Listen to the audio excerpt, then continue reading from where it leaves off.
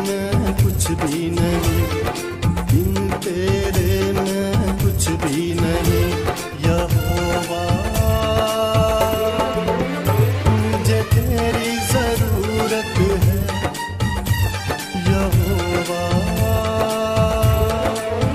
मुझे तेरी जरूरत है। प्यार तू करता इतना, प्यार तू करता इतना, अपने हाथों पे खुद मेरी सूरत है। यहोवा मुझे तेरी जरूरत है, यहोवा मुझे तेरी जरूरत है।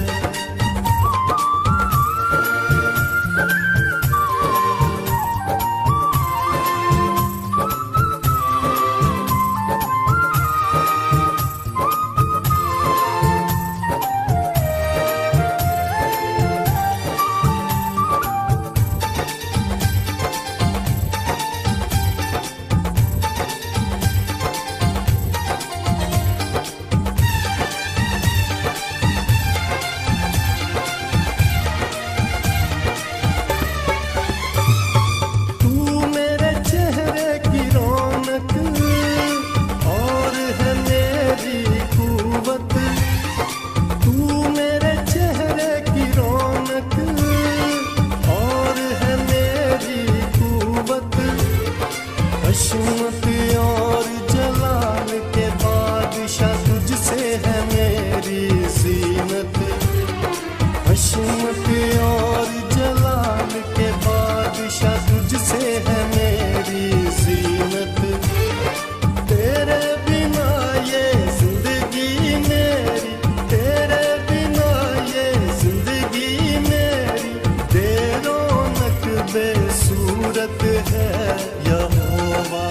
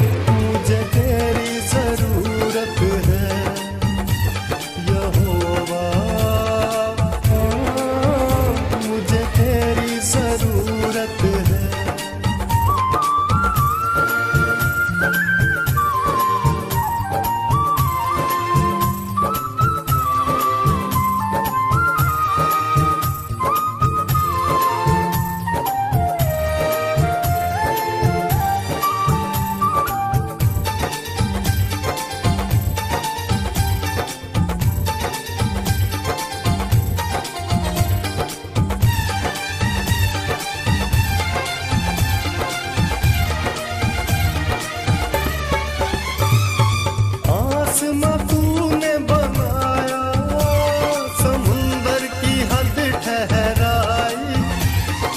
आसमां तूने बनाया, समुंदर की हद ठहराई। चरिंद परिंद पहाड़ दरिया और फूलों से धरती सजाई। चरिंद परिंद पहाड़ दरिया और फूलों से धरती सजाई।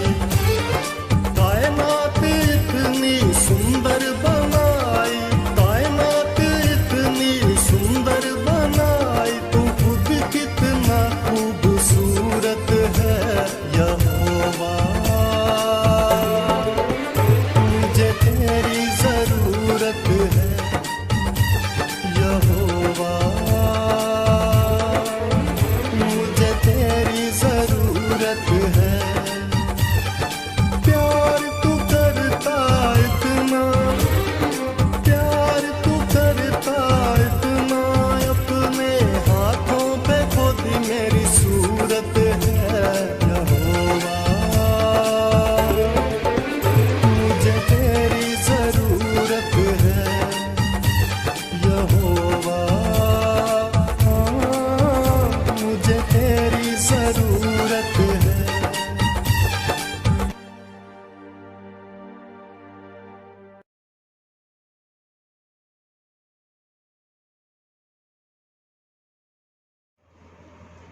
आप सबों को जय मसीह की। जय मसीह।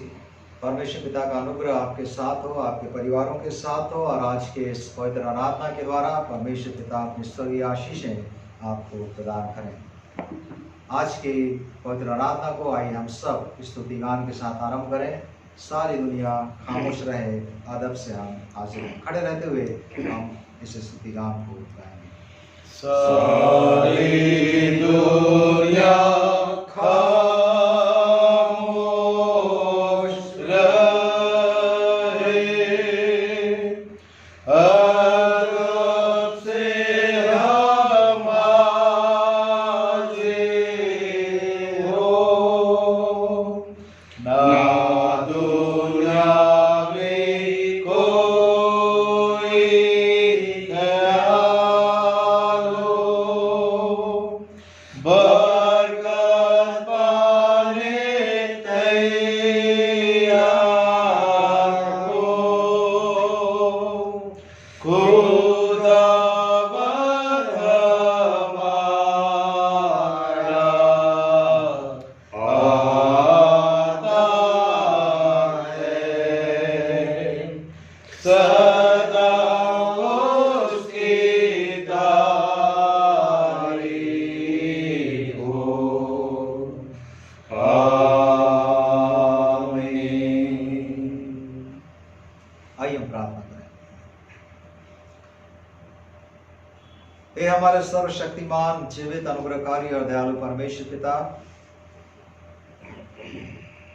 हमारे त्राणकर्ता, हमारे एकमात्र विजयी प्रभु यीशु मसीह के नाम में आज के इस पवित्र विश्रामवार के दिन में अपने अपने परिवारों के साथ आपके पवित्र चरणों पर आदर के साथ हम उपस्थित हैं।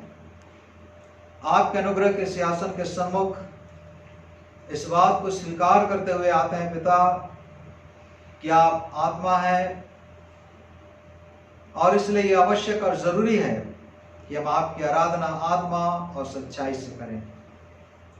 हम अपने आप को आपके चरणों पर रखते और निवेदन करते कि आप अपने पवित्र आत्मा की अगुवाई हम में से प्रत्येक को प्रदान करें, ताकि आज की आराधना आत्मा और सच्चाई से हो, आपकी दृष्टि में ग्रहण योग्य ठहरे और आपको महिमा मिले। धन्यवाद कि आपने प्रार्थना सुनी, आशीष दी। विनती प्रभु यीशु मसीह के नाम से मांगते हैं, आमीन।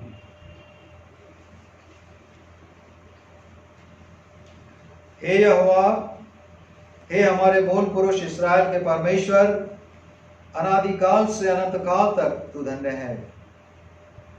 हे यहोवा, महिमा, पराक्रम, शोभा, सामर्थ और विभव तेरा ही है, क्योंकि आकाश और पृथ्वी में जो कुछ है वह तेरा ही है। हे यहोवा, राज्य तेरा है और तू सबों के ऊपर प्रधान और मुख्य ठहरा है। धन और महिमा तेरी ओर से मिलती है और तू सबों के ऊपर प्रभुता करता है। सामर्थ और पराक्रम तेरे ही हाथ में है और सब लोगों को बढ़ाना और बल देना तेरे हाथ में है। इसलिए अब हे हमारे परमेश्वर, हम तेरा धन्यवाद करते और तेरे महिमा युक्त नाम की स्तुति करते हैं। आइए हम सब खड़े रहते हुए गीत की पुस्तक में से गीत गाएंगे। गीत की संख्या 26। गीत की संख्या गीत की पुस्तक में 26। ऐ खुदा कमाल के चश्मे मुझसे अपनी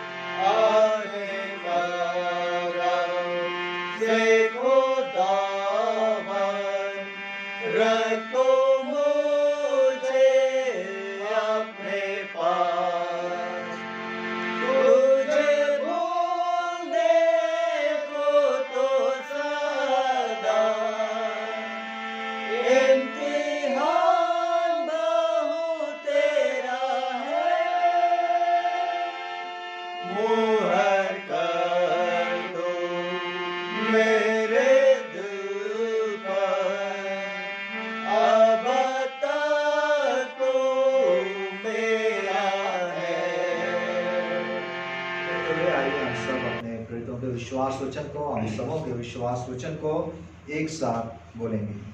मैं विश्वास करता हूँ सर्वशक्तिमान परमेश्वर पिता पर, जो स्वर्ग और पृथ्वी का सृजनहार है, और उसके इकलौते पुत्र हमारे प्रभु यीशु मसीह पर, जो पवित्र आत्मा से विधानी होकर मरियम नाम कुमारी से उत्पन्न हुआ, पैंतीस पिलातुस के राज में दुख उठाया, क्रूस पर चढ़ाया गया, मर गया और गाड़ा गया, तीसरे दिन मृत्युओं से जी उठा, स्वर्ग पर चढ़ गया और सर्वशक्तिमान ईश्वर पिता के दाहिने हाथ पर बैठा है, जहाँ से मृत्यु और मृत्यु का न्याय करने फिर आएगा।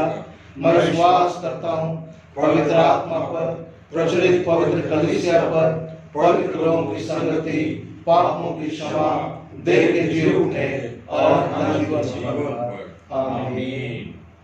आइए हम सब अपने स्थानों पर बैठ जाएं और ये समय होगा कि हम अपने सिरों को परमेश्वर पिता के सम्मुख प्रार्थना में झुकाएंगे और यहोवा नाम है तेरा उस कोरस के साथ हम प्रार्थना में आगे जाएंगे। यहोवा नाम है तेरा, सबसे ऊंचा रहे, सबसे तू महिमा पाए, ओ सबसे तू महिमा पाए। यहोवा नाम है तेरा, सबसे ऊंचा रहे, सबसे तू महिमा पाए, ओ सबसे तू महिमा पाए।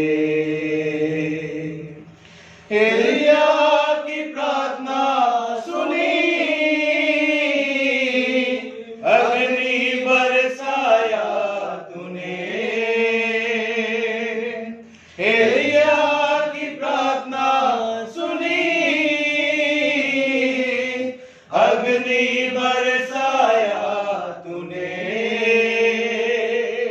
हमारी भी प्रार्थना को सुन, तू ही हमारा खुदा है। हमारी भी प्रार्थना को सुन, तू ही हमारा खुदा है। यहोवा नाम है तेरा,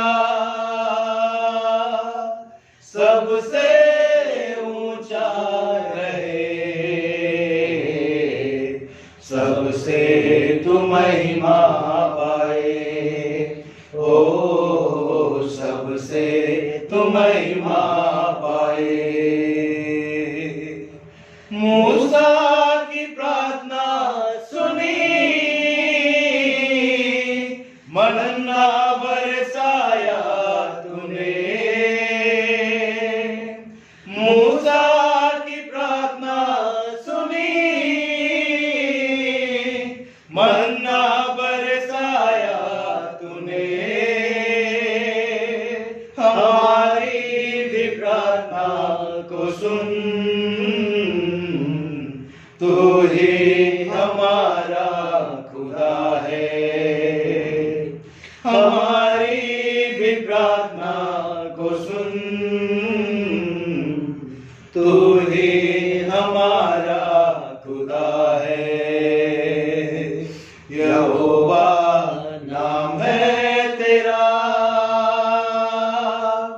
सबसे ऊंचा रहे, सबसे तू महिमा पाए, हो सबसे तू महिमा पाए। दानियल की प्रार्थना सुनी, शेरों का मुंह बंद किया। दानियल की प्रार्थना सुनी, शेरों का मुंह बंद किया। हमारी भी प्रार्थना को सुन, तू ही हमारा खुदा है। हमारी भी प्रार्थना को सुन, तू ही हमारा खुदा है। यहोवा नाम है तेरा, सबसे ऊंचा रहे, सबसे तू महिमा पाए, ओ सबसे तू महिमा पाए।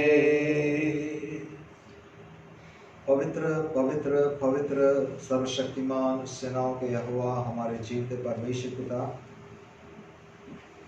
हमारे मुक्तिदाता, हमारे त्राणकर्ता, जीवित प्रभु यीशु मसीह के श्रेष्ठ और सामर्थी नाम में आज के इस नई सुबह में, नए दिन में, जैसे कि आपने बड़े अनुग्रह से हमारे जीवनावधि में जोड़ा है, हम आपके पाक और पवित्र चरणों पर आते हैं। आदर के साथ परमेश्वर पिता अपने पापी सिरों को आपके सम्मुख झुकाते हैं और आपको धन्य कहते हैं, क्योंकि आप धन्य परमेश्वर हैं। आपकी महिमा करते हैं, क्योंकि आप महिमामय परमेश्वर हैं। स्वर्ग आपका सिंहासन है, पृथ्वी आपके चरणों की चौकी है।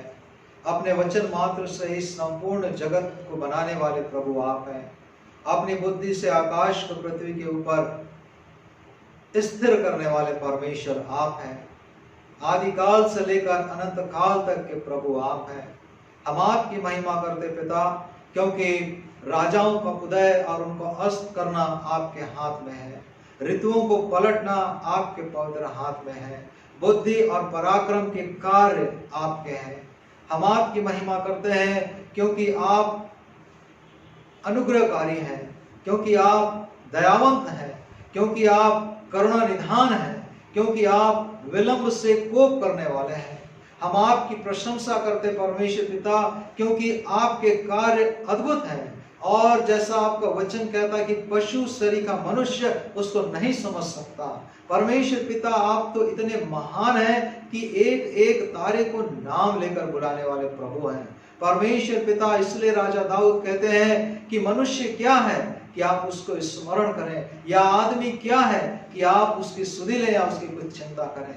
लेकिन ये आपका बड़ा अनुग्रह है, ये आपकी बड़ी दया है कि आपने हमारी सुधि ली है, कि आपने हमें अपने पास आने का मौका दिया है, कि आपने हमारे भीतर ये प्रेरणा दी परमेश्वर पिता कि आज की इस पवित्र आराधना में हम अपने अपने घरों में, अपने अपने परिवारजनों के साथ, अपने अपने प्रिय लोगों के साथ और भी अन्य संसार के विश्वासी गणों के साथ परमेश्वर पिता आराधना में हम सम्मिलित हो सके, आपकी महिमा करने के लिए, आपकी बड़ाई करने के लिए, आपकी प्रशंसा करने के लिए, आपके पवित्र और मीठे नाम को धन्य कहने के लिए, क्योंकि आप महान प्रभु हैं, क्योंकि आप आदि काल से लेकर अनंत काल तक के परमेश्वर हैं, क्योंकि आप अल्फा और ओमेगा हैं, क्योंकि आप अगम्य ज्योति में निवास करने वाले ज्योतियों के पिता हैं। आपने जैसी आज्ञा दी वैसा हो गया।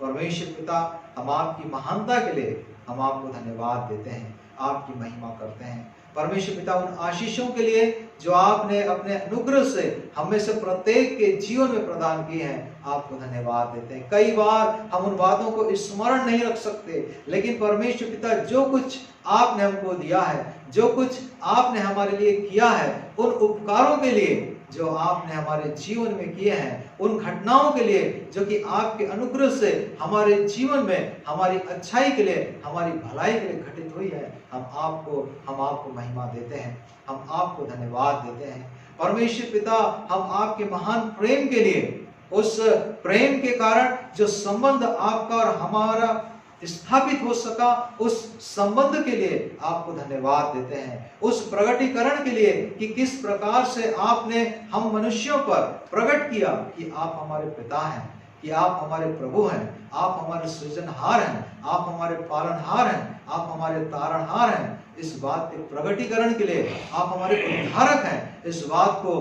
बताने के लिए हम आपकी महिमा करते हैं। प्रभु यीशु मसीह के लिए आपका धन्यवाद करते हैं। परमेश्वर पिता, जिन्हें आपने इस संसार में भेजा, इस दुनिया में भेजा, कि जो कोई उन पर विश्वास करे वह नाश ना हो परंतु अनंत जीवन को प्राप्त करे। परमेश्वर पिता, प्रभु यीशु मसीह के द्वारा प्रदत्त उस अद्भुत क्षमा के लिए जो उनके पवित्र बलिदान के द्वारा संभव हो सके, हम उस महान बलिदान के लिए, उस महान उद्धार के लिए, उस महान छुटकारे के लिए आपकी महिमा करते हैं, जिसके द्वारा आप हमको बचाते हैं, जिसके द्वारा आप हमको अनंत जीवन का वारिस ठहराते हैं, जिसके द्वारा शैतानी स्वभाव से हमको छुटकारा देकर परमेश्वर पिता आप अपनी स्वभाव में हमको लेते हैं। हम आपकी महिमा करते हैं। आज भी ईश्वर पिता, जब हम आपके पवित्र चरणों पर उपस्थित हैं, हमारे हर पाप के लिए, हमारे हर गुनाह के लिए, हमारे हर ऐसे अधर्म के लिए जो कि हमने जानबूझ करके और अनजाने में किया है, हम आपसे क्षमा याचना करते हैं।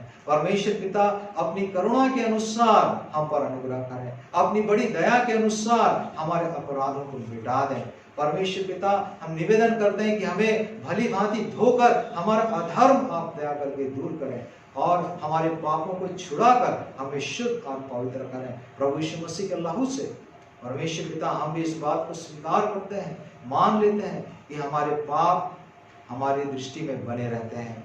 हम अपने पापों और अपने अपराधों को जानते हैं। तो अभी परमेश्वर पिता, आपका वचन कहता कि जो अपने पापों और अपराधों को मान लेता है उस पर दया की जाएगी। जो अपने पापों और अपराधों को मान लेता और उसको त्याग देता, उसको छोड़ देता, उस पर दया की जाएगी। टूटा और पिसा मन आपकी दृष्टि में ग्रहण योग्य ठहरता है। आज भी ईश्वर पिता, जब हम आपके चरणों पर उपस्थित हैं, जिस प्रकार से एक दास की आंखें अपने स्वामी की ओर लगी रहती, एक दासी की आंखें अपने स्वामिनी की हाथों की ओर लगी रहती, वैसे ही हमारी आंखें आपकी ओर लगी हुई हैं। दया करके हमारे हर एक पाप अपराध, पाप में स्वभाव को क्षमा करते हुए अपने अनुग्रह से, अपनी दया से हमें परिपूर्ण करें। और आज परमेश्वर पिता, जब विशेष रूप से पवित्र बलिदान को स्मरण करते, उसी पवित्र लहू की सामर्थ्य हमारे जीवन में कार्य करने पाए, उसी पवित्र लहू की सामर्थ्य हमारे घरों में और परिवारों में कार्य करने पाए, सुरक्षा प्रदान करे और हम उस लहू के द्वारा छुड़ाए जाते हुए परमेश्वर पिता हम जय के उत्सव में जा सकें। प्रभु जी, इस समय हमारी प्रार्थना और विनती हमारे तमाम परिवारों के लिए है, जहाँ पर हमारी आराधनाएं की जा रही हैं। इस समय में प्रत्येक परिवार को आप आशीष दें। प्रत्येक के जीवन में किसी भी प्रकार की यदि शंका है, किसी भी प्रकार का संदेह है, किसी भी प्रकार की चिंता है, किसी भी प्रकार की परेशानी है, किसी भी प्रकार से परमेश्वर पिता वो व्यथित है, प्रभु यीशु मसीह के नाम में हम आपकी चंगाई को उनके लिए, उनके परिवारों के लिए हम ग्रहण करते हैं और विनती करते हैं प्रभु कि आपकी उपस्थिति उनके साथ बनी रहे। जिस प्रकार से परमेश्वर पिता आपने अपने सेवक गणों को ये आज्ञा दी कि वे आपके लोगों को आशीष दे, यहोवा परमेश्वर अपना मुख तेरी ओर करे और तुझ पर अनुग्रह करे, वही आशीष परमेश्वर पिता हम आपके प्रिय लोगों के लिए, आपके परिवारों के लिए हम प्रदान करते हैं और उसको देते हैं। आपका अनुग्रह उनके साथ बना रहे। प्रभु जी, हमारी प्रार्थना इस समय में हमारे उन तमाम प्रियजनों के लिए है जो कि किसी भी रीति से बीमार है, अस्वस्थ है, चाहे वो अस्पताल में हो, चाहे वो घर में हो। हमारी प्रार्थना श्री मौर्य सिंह जी के लिए है। परमेश्वर पिता उनके जीवन पर आप चंगाई भरा स्पर्श दीजिए ताकि वो भले चंगे होकर, स्वस्थ होकर परमेश्वर पिता जो वरदान गीत गाने का, परमेश्वर पिता आपकी महिमा करने का आपने उनको दिया है, उसके द्वारा वो आपको महिमा दे सके। और भी परमेश्वर पिता जो किसी भी रीति से परमेश्वर पिता अपने जीवन में किसी भी रीति से वो शंकित है, परमेश्वर पिता आपकी सहायता उन तक पहुंचने वाली हो, क्योंकि आप ही हमारे शरण स्थान है, क्योंकि आप ही हमारे बल हैं, क्योंकि आप ही हमारे गढ़ हैं और संकट के समय की साहस से मिलने वाले सहायक, आपको छोड़ हमारा कोई दूसरा नहीं है। प्रभु जी, इस समय में हम संपूर्ण विश्व के लिए प्रार्थना करते हैं और कोरोना के इस कहर से बचाने के लिए हम आपसे गिड़गिड़ाते हैं। परमेश्वर पिता, आप महान प्रभु हैं और जब लोग आपके सम्मुख आते, अपने आप को नम्र और दीन करते, पश्चाताप करते और आपसे प्रार्थना और विनती करते हैं, तो आप उस मरी से जो अंधेरे में फैलती है और उस महारोग से जो दिन दोपहरी को उजाड़ता है, आप बचाने वाले प्रभु हैं। परंतु परमेश्वर पिता, हमारी यही प्रार्थना और विनती है कि इस महारोग से आप दया करके सबों को बचाएं। परमेश्वर पिता, जितने लोग इससे संक्रमित हैं पूरे विश्व में, आप अपनी चंगाई दया करके उन्हें प्रदान करें। कितने लोग इस समय में अपनी सेवाओं को दे रहे हैं, परमेश्वर पिता उनकी सेवाओं को ग्रहण करते हुए आप उनके जीवन में अपनी आशीष प्रदान करें, उनके परिवारों को आप आशीष प्रदान करें, ताकि जल्दी से जल्दी, शीघ्र अतिशीघ्र ये समय जाता रहे और फिर एक ऐसा समय कि हम सब मिलकर आपके उस पवित्र स्थान में, जिसके संबंध में आपने वाचा बांधी है कि आपकी दृष्टि निरंतर उस पवित्र स्थान में बनी रहेगी और वहां की प्रार्थनाओं को सुनते हुए, आप उसको ग्रहण करते हुए उसका उत्तर अपने लोगों की अच्छाई और भलाई के लिए देंगे। हम परमेश्वर पिता वो संगति और सहभागिता हम पुनः प्राप्त कर सकें। परमेश्वर पिता, हम आज की पवित्र आराधना में आपके वचन के लिए हम आपको धन्यवाद देते हैं और विनती करते हैं कि आपका पवित्र आत्मा आपके अभिषिक्त रेवरेंड लॉरेंस दास को बहुतायत से आज आपके वचन को बताने के लिए वो परमेश्वर पिता सामर्थ प्रदान करें। बड़े दृढ़ता हियाव के साथ आपके वचन को बताने के लिए और परमेश्वर पिता हमको उन वचनों को ग्रहण करने का मन दीजिए, ताकि हम सिर्फ वचन के सुनने वाले ना हो, लेकिन परमेश्वर पिता हम उसके अनुसार चलने वाले भी हो सकें। आज दुनिया में कितने लोग हैं है, कितने ही प्रकार से उनके पास परमेश्वर का वचन पहुंच रहा है। परमेश्वर पिता वचन को सिर्फ सुनने के लिए नहीं, वचन को परमेश्वर पिता किसी को प्रचार करते हुए सिर्फ देखने के लिए नहीं, लेकिन उस वचन को अपने जीवन में अभ्यास करने के लिए भी आपका अनुग्रह हमारे साथ बना रहे। आपका पवित्र आत्मा हमें तैयार करे ताकि हम एक अच्छे गवाह अपने स्थान पर, अपने जगह पर, अपने समय पर हम ठहर सकें। परमेश्वर पिता, हम अपने आप को आपके हाथ में सौंपते, आज की आराधना के हर एक चरण को, हर एक सेवकाई के करने वाले भाई बहन को आपके हाथ में सौंपते हुए विनती उद्धार करता प्रभु यीशु मसीह के नाम से मांगते हैं। हे माता पिता, आप जो स्वर्ग में हैं, आपका नाम पवित्र माना जाए, आपका राज्य आए, आपकी जैसे स्वर्ग में बड़ी हुई है वैसे इस पृथ्वी पर बड़ी हुई। हमारे घर की रोटी आज हमें दीजिए, और जैसा हमने अपने अपराधियों को क्षमा किया वैसे आप हमारे अपराधों को क्षमा करें। हमें परीक्षा में न डालें, बुराई से बचाइए, क्योंकि राज, पराक्रम और महिमा सदा आपकी है। आमीन। हम अपने स्थानों पर खड़े हो जाएंगे और उत्तरवादी पाठ इस समय हम पढ़ेंगे। उत्तरवादी पाठ की संख्या 17 धर्मियों के लिए भला होगा, और बेटा अंकित जॉन इस उत्तरवादी पाठ को पढ़ने में हम सबों की अगुवाई करेंगे। चुने हुए पाठ संख्या 17 धर्मियों के लिए भला होगा, और अंतिम पद हम साथ पढ़ेंगे। मैं करुणा और न्याय के विषय गाऊंगा, हे यहोवा मैं तेरा ही भजन गाऊंगा। मैं बुद्धिमानी से खरे मार्ग में चलूंगा, तू मेरे पास कब आएगा। मैं अपने घर में मन की खराई के साथ अपनी चाल चलूंगा। मैं किसी ओछे काम पर चित न लगाऊंगा, मैं कुमार्ग पर चलने हारों के काम से घिन रखता हूँ, ऐसे काम में मैं न लगूंगा। टेढ़ा स्वभाव मुझसे दूर रहेगा, मैं बुराई को जानूंगा भी नहीं। बुराई को छोड़ और भलाई कर, और तू सदा लो बना रहेगा। क्योंकि यहोवा न्याय में प्रीति रखता और अपने भक्तों को न तजेगा। उनकी तो रक्षा सदा होती है, पर दुष्टों का वंश काट डाला जाएगा। धर्मी लोग पृथ्वी के अधिकारी होंगे और उस पर सदा बसे रहेंगे। धर्मी अपने मुंह से बुद्धि की बातें करता और न्याय का वचन कहता है। उसके परमेश्वर की व्यवस्था उसके हृदय में बनी रहती है, उसके पैर नहीं फिसलते। दुष्ट धर्मी की ताक में रहता और उसके मार डालने का यत्न करता है। यहोवा उसको उसके हाथ में न छोड़ेगा, और जब उसका विचार किया जाए तब वह उसे दोषी न ठहराएगा।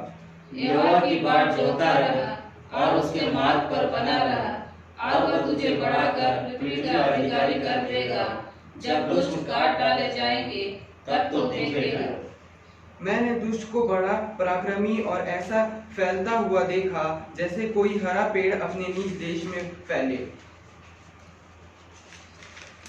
पर किसी ने उधर से जाते हुए क्या देखा कि वह है ही नहीं, और मैंने भी उसे ढूंढकर कहीं न पाया। खरे को ताक और सीधे को देख रख, क्योंकि मेल से रहने वाले पुरुष का अंतफल होगा। पर अपराधी एक साथ सत्यानाश किए जाएंगे, दुष्टों का अंत काटा जाएगा। धर्मियों का बचाव यहोवा की ओर से होता है, संकट के समय वह उन पर दृढ़ स्थान ठहरता है। और यहोवा उनकी सहायता करके उनको छुड़ाता है, और उनको दुष्टों से छुड़ाकर उनका उद्धार करता है, इसलिए कि वे उसकी रक्षा कर स्तुति गीत गाएंगे।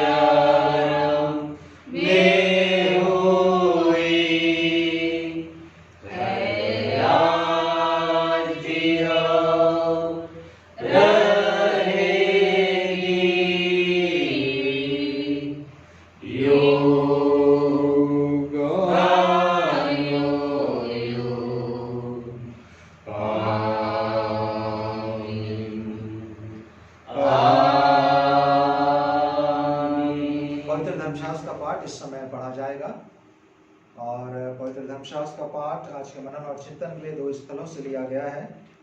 पहला पाठ रोमियो 6 से 14, और श्रीमती शबनम दयाल इसको पढ़ने में हम सबों की अगुवाई करेंगी। और दूसरा पाठ पहला पत्रस और उसका 5वां अध्याय 8 से लेकर 11, और इसको पढ़ने में हम सबों की अगुवाई श्री विद्यमान पौल जी करेंगे। धर्मशास्त्र में से मेरे साथ निकाल लीजिए रोमियो 6 से 12 पद तक। यूं इस प्रकार लिखा हुआ है, हम जानते हैं कि हमारा पुराना मनुष्यत्व उसके साथ क्रूस पर चढ़ाया गया ताकि पाप का शरीर व्यर्थ हो जाए और हम आगे को पाप के दासत्व में न रहे, क्योंकि जो मर गया वह पाप से छूटकर धर्मी ठहरा। इसलिए यदि हम मसीह के साथ मर गए तो हमारा विश्वास यह है कि उसके साथ जिएंगे भी, क्योंकि यह जानते हैं कि मसीह मरे हुए में से जी उठकर फिर मरने का नहीं, उस पर फिर मृत्यु की प्रभुता नहीं होने की, क्योंकि वह जो मर गया तो पाप के लिए एक ही बार मर गया, परंतु जो जीवित है तो परमेश्वर के लिए जीवित है।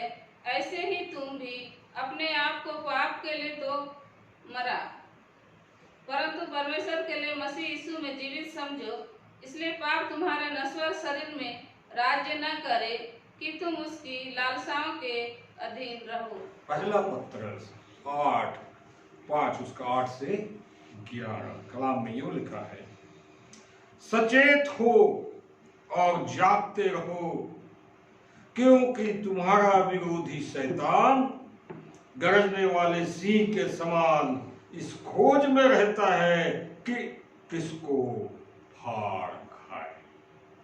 विश्वास में दृढ़ होकर और यह जानकर उसका सामना करो कि तुम्हारे भाई जो संसार में हैं ऐसे ही दुख सहे रहे हैं। जब परमेश्वर जो सारे अनुग्रह का दाता है, जिसने तुम्हें मसीह में अपने अनंत महिमा के लिए बुलाया, तुम्हारे थोड़ी देर तक दुख उठाने के बाद आप ही तुम्हें सिद्ध और स्थिर और बलवंत करेगा। उसी का साम्राज्य युगानुयुग रहे। फिर से, उसी का साम्राज्य युगानुयुग रहे। आमीन। आमीन। आइए हम वचन गाएंगे। गा के मुझको सुनाओ फिर मंगल सुसमाचार, समझूं मैं उसका अर्थ और सार। मंगल सुसमाचार सुंदर जीवन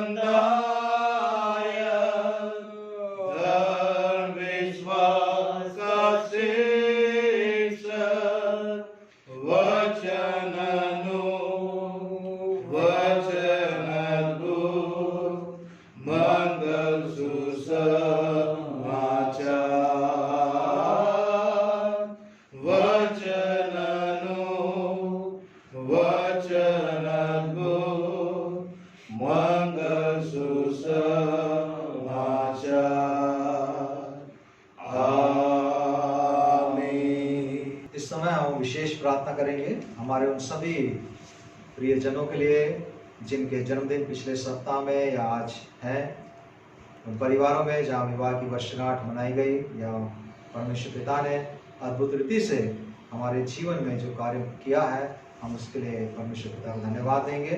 और मैं निवेदन करूँगा रेवरेंड लॉरेंस दास से कि इस विशेष प्रार्थना में हम सबों की अगुवाई करेंगे। आइए प्रियो, हम प्रार्थना में जाएंगे। धन्यवाद धन्यवाद धन्यवाद धन्यवाद हमारे स्वर्गीय पिता प्रभु परमेश्वर, हमसे मुहावत करने वाले मालिक। हम पापी ही थे और ठीक समय में मसीह यीशु हमारे लिए कुर्बान हुआ कि हम उसके लहू में धुल के उसके सामर्थ्य से भरे हुए उस सत्यता के मार्ग में चलते चले जाए। प्रभु परमेश्वर, हम धन्यवाद देते हैं हमारे प्रियों के जीवन के लिए, जबकि आपने विवाह की वर्षगांठ के रूप में पति पत्नियों के जीवन में आपने आशीर्वाद दिया। प्रभु, आपने उनको अपने वचनों के द्वारा जोड़ा कि हर पल हर क्षण आपकी महिमा का कारण बने। और जबकि प्रभु विवाह की वर्षगांठ के माध्यम से वे आपको धन्यवाद का बलिदान चढ़ा रहे हैं, प्रभु उनके जीवन को प्रभु आप ग्रहण करिए, ताकि नित्य खुदा अपने वैवाहिक जीवन के द्वारा आपकी महिमा करें। हम दुआ मांगते हैं उन प्रियों के लिए जिनका बीते सप्ताह आज जन्मदिन है। माता के गर्भ से लेकर अब तक प्रभु आपने अपने हिफाजत में रखा, और प्रभु वे अपने जीवन के द्वारा आपकी महिमा इबादत करते। जिस तरह से आपने बीते वर्षों में अब तक आपने उनकी मदद की, आने वाले वर्षों में प्रभु आपका पवित्र आत्मा के अगुवाई में वो बढ़ते चले जाएं। और जिस रीति से आपने वादा किया कि मैं अपने दूत को तुम्हारे निमित्त आज्ञा दूंगा, प्रभु आपका दूतों का बाड़ा उनके चारों तरफ बने रहे, ताकि प्रभु अपने नए वर्ष के माध्यम से खुदा जी आपके वचनों में, आपके नाम में प्रभु पर में बढ़ने के लिए नित्य आप उनकी मदद करिए। हम दुआ मांगते हैं उन प्रियों के लिए जो बीमारी और तकलीफ और समस्या और बोझ में दबे हुए थे। प्रभु आपने कहा है, सब परिश्रम करने वालों, बोझ से दबे हुए लोगों मेरे पास आओ, मैं तुम्हें विश्राम दूंगा। प्रभु आपने उनको विश्राम दिया है। उनके हर एक चिंता को, उनके हर एक बीमारियों को, उनके हर एक उन बोझों को आप उनके जीवन से दूर किया है खुदा। हम आपकी जय जयकार करते हैं। प्रभु परमेश्वर होने दें इनके जीवन के द्वारा खुदा आपका प्रभु परमेश्वर वो सेवा लोगों के सामने प्रकट होने पाए। यदि हमारे प्रियो ने जाने अनजाने में किसी प्रकार का पाप अपराध मन वचन कर्म के द्वारा यदि इन्होंने किया है, दया करके प्रभु इन्हें क्षमा करिए और नित्य प्रभु अपने सेवा के लिए इस्तेमाल करिए। सारा आदर आप देते नासरत के यीशु मसीह के नाम से मांग लेते हैं, आमीन।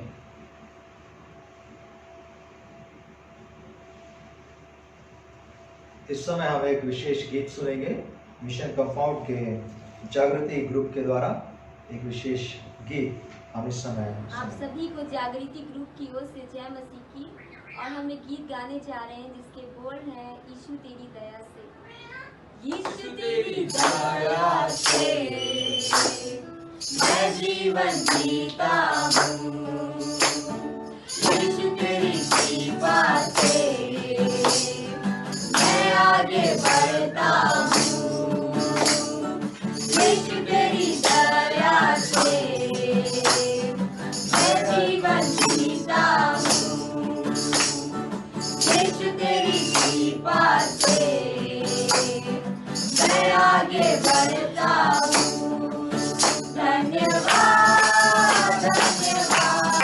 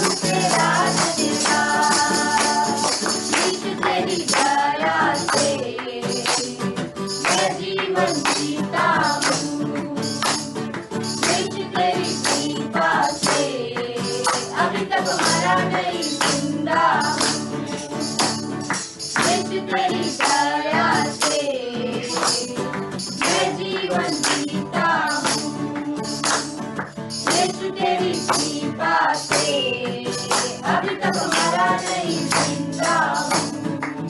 धन्यवाद धन्यवाद यीशु तेरा धन्यवाद धन्यवाद धन्यवाद यीशु तेरा धन्यवाद धन्यवाद धन्यवाद पिता तेरा धन्यवाद धन्यवाद धन्यवाद यीशु तेरा धन्यवाद धन्यवाद धन्यवाद आत्मा तेरा धन्यवाद। इससे पहले कि हम आज के पवित्र संदेश को सुने, क्वायर की अगुवाई में एक बार फिर से हम परमेश्वर पिता की आराधना करेंगे। धन्यवाद प्रभु जी। हम परमेश्वर आज के दिन आपके चरणों के निकट आते हैं परमेश्वर, अपने पापी सरों को झुका देते हैं और प्रभु जी अपने दिल से गाते हैं। फिर से वो आग बरसा दे, फिर से तूफान आने दे, तेरी महिमा से तेरी सामर्थ से फिर से तू अभिषेक कर दे, फिर से वो आग बरसा दे, फिर से तूफान आने दे, तेरी महिमा से तेरी सामर्थ से फिर से तू अभिषेक कर दे।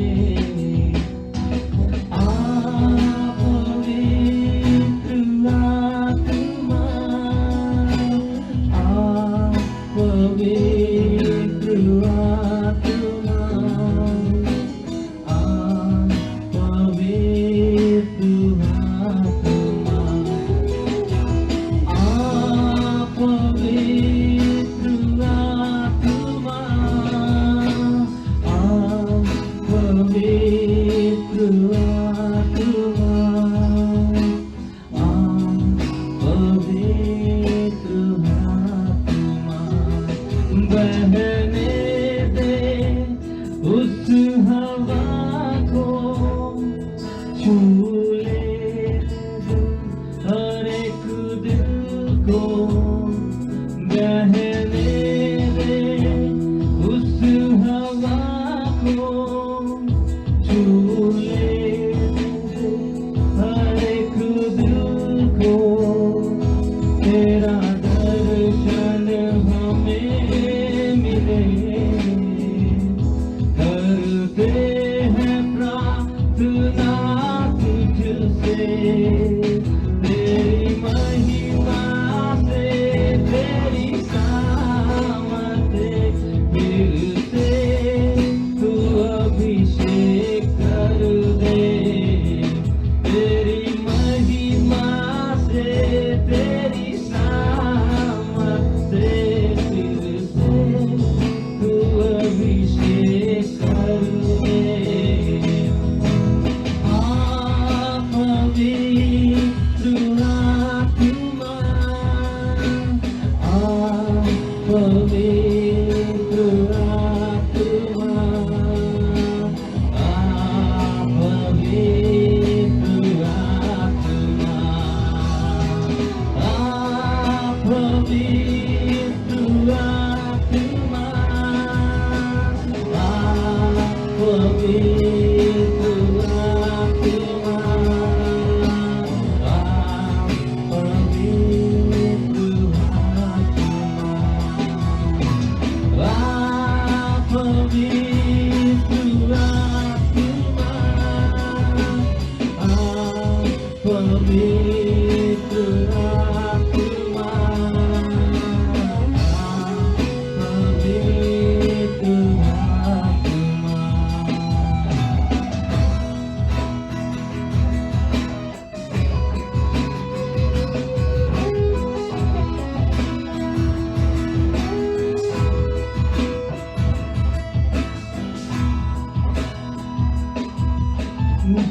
से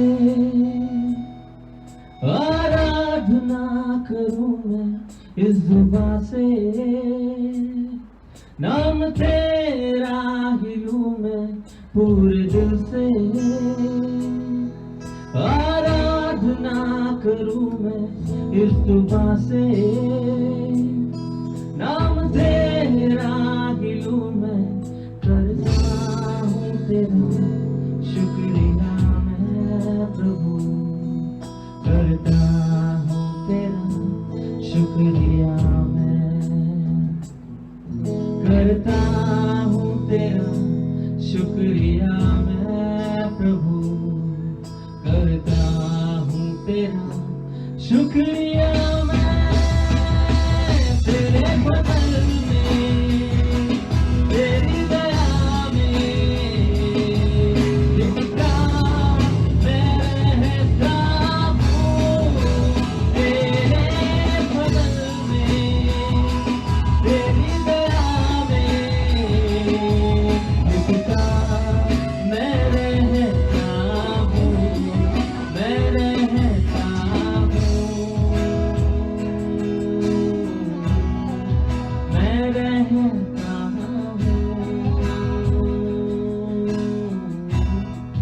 मैं रहता हूँ।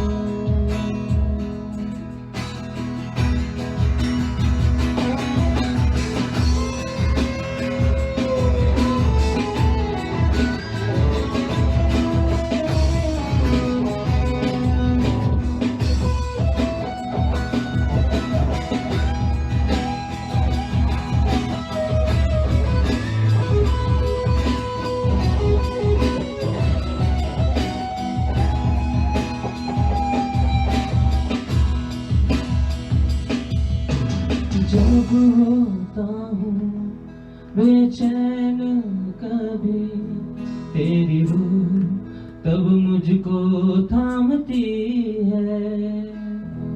मेरी मुश्किलों में, हर एक दर्द और गम में, खुदावन तू ही मेरा शाफी है।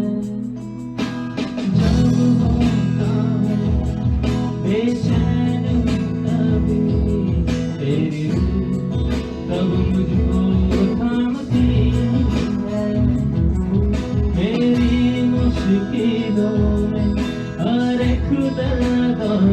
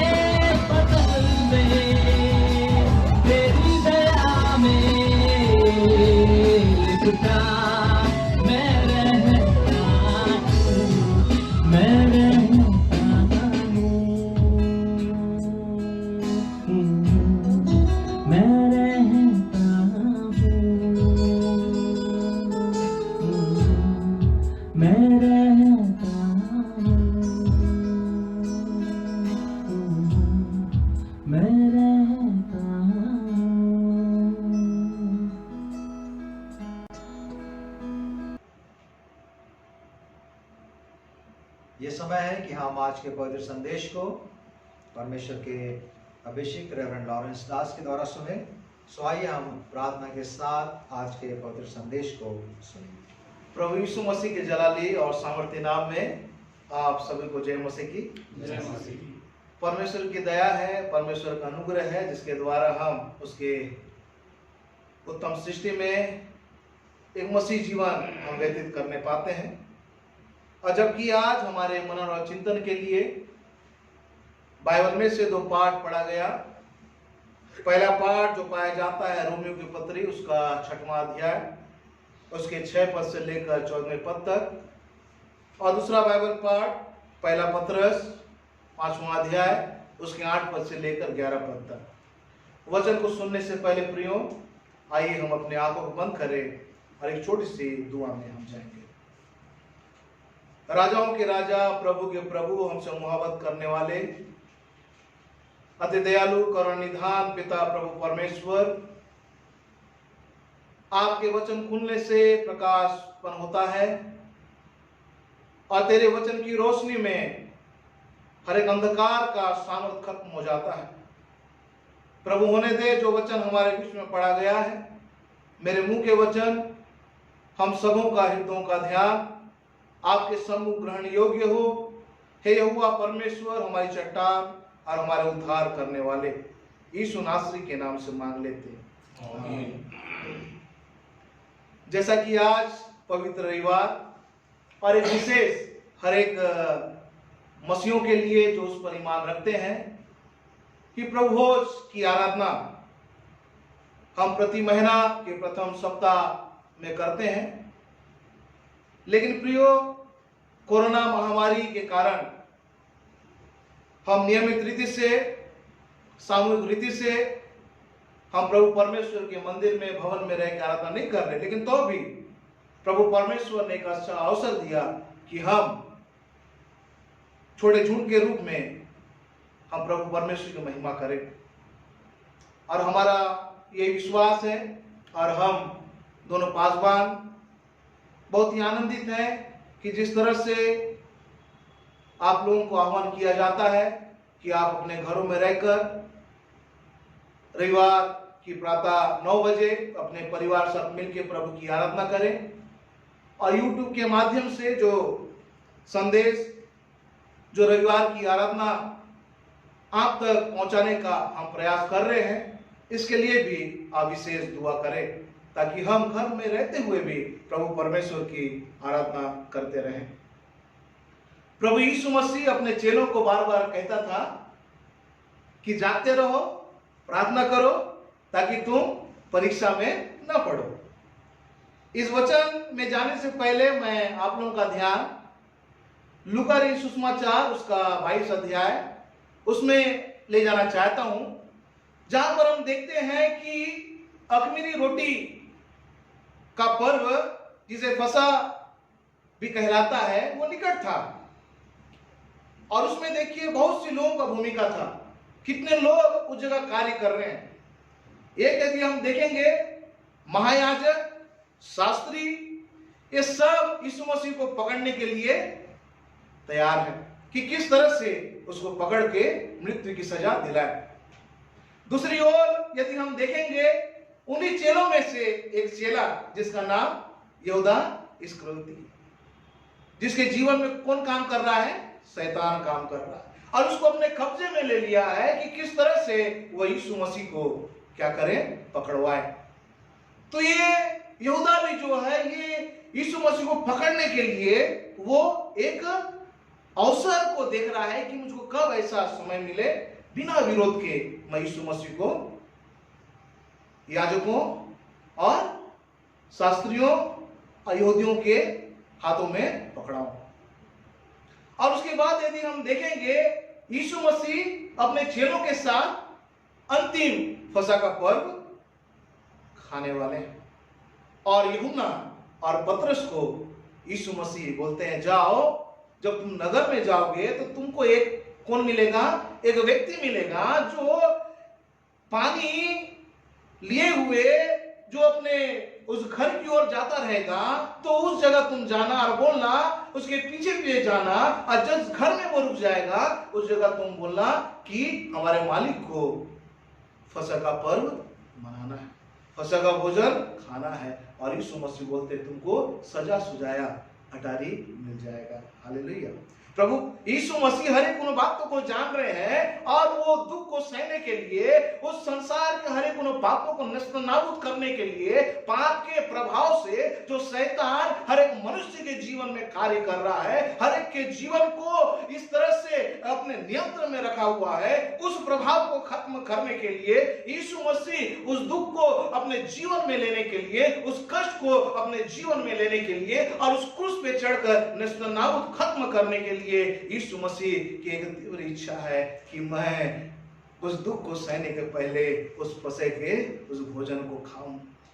क्योंकि यदि हम देखेंगे बाइबल में कि जब भी अपनी रोटी का पर्व मनाया जाता था उस समय फसह का एक मेमना बलिदान किया जाना आवश्यक था और उस बलिदान को अपने आप को लोगों के जीवन के कल्याण के लिए, जिस तरह से यदि हम देखेंगे यूहन्ना बपतिस्मा देने वाला वो बोलता है कि देखो वो जगत का पाप को उठा लेने के लिए परमेश्वर का मेमना आ रहा है, वो मेमना हमसे मोहब्बत कर रहा है प्रियो। और यहाँ पर देखते हैं कि चेले में से एक चेला जो है यीशु मसीह को धोखा दे रहा है। उनमें से एक जो चेला है यीशु मसीह भविष्यवाणी कर रहा है पतरस के लिए कि वो मेरा 3 बार इनकार करेगा। और ऐसे परिस्थिति में वो चेले लोग बोल रहे हैं कि हम में से कौन बड़ा है। यीशु मसीह उनको सिखाते हैं, क्या सिखाते हैं प्रियो?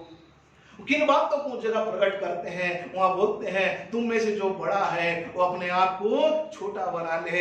ये मसीह जीवन का गुण है, ये मसीह जीवन का एक नमूना से भरा हुआ एक ऐसा व्यक्तित्व है जो आपको और मुझको उस भीतरी मनुष्यत्व में जो यीशु मसीह का जो लहू जो छिड़का हुआ है हमारे शरीर में आ गया है, वो हमारे आत्मिकता के स्वभाव को क्या करता है, छोटा बनाता है। जो भी बड़ा व्यक्ति है उसके सामने हम अपने आप को परफेक्ट समझते, मैं बहुत छोटा व्यक्ति हूं। और उस जगह यीशु मसीह अपने चेलों को सिखा रहे हैं, क्या बोल रहे हैं प्रियो? यदि तुम में से जो प्रधान है अपने आप को सेवक बना ले। वो उद्धार करता यीशु मसीह हमारे बीच में आया और अपने आप को किस तरह से प्रकट किया, एक सेवक के रूप में प्रकट किया। वो अपने चेलों के पैरों को धोने के लिए तैयार हो गया है। वो अपने चेलों के लिए पूरे संसार को एक नए मुकाम में लाने के लिए, पूरे संसार को जो उस पर ईमान रखते हैं उनको एक स्वर्गीय उस मार्ग में ले जाने के लिए वो अपने आप को देने के लिए क्या हो गया है, वो तैयार है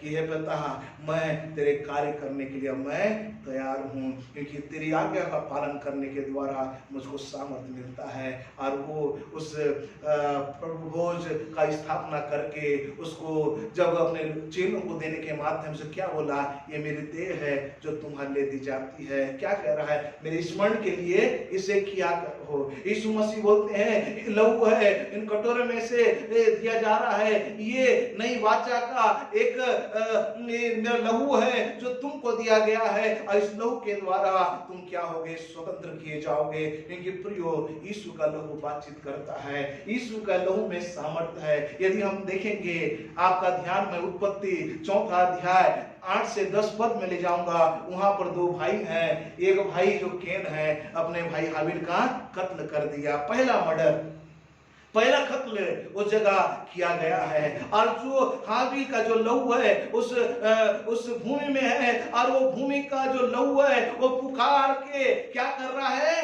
वो बदला का अपील कर रहा है। लेकिन इस जगह यीशु मसीह का लहू है हमारे लिए क्या कर रहा है, एक प्रेम, एक नम्रता, एक क्षमा, एक अनुग्रह की बातें कर रहा है। और वो मर के भी हमारे लिए वादा कर रहा है कि न मैं तुम्हें छोड़ूंगा न मैं तुम्हें त्यागूंगा, जगत के अंतर में तुम्हारे संग और साथ रहूंगा। इन बातों को और भी अच्छी विधि से समझने के लिए यदि हम डिसाइपलों के जीवन में देखते हैं, एक जो मुख्य जो डिसाइपल है, जो प्रमुख जो चेला था जिसका नाम पतरस है, वो कई बार यीशु मसीह की आज्ञा का पालन नहीं किया। यीशु मसीह उसके लिए भविष्यवाणी करे कि तू मेरा 3 बार इनकार करेगा। यीशु मसीह ने पतरस को बोले, शैतान मेरे सामने से दूर हो जा। नाना प्रकार की ऐसी उस बातों को उसने किया और वो अब जान गया है। तभी वहां पर पहला पतरस 5वां अध्याय में उस पद में क्या बोलता है, 8वें पद में क्या बोलता है, सचेत रहो, जागते रहो। पतरस जान रहा है कि मेरे जीवन में भी शैतान आया था। पतरस जान रहा है कि मुझको मृत्यु से डर लगा था, मैंने यीशु मसीह का इनकार किया, मैं अपनी सारी देह को बचाने के लिए उस रोमी साम्राज्य से डर गया, वो छोटी सी बच्ची से डर गया, वो लोगों की भीड़ को देख के डर गया और मैंने अपना परिचय दिया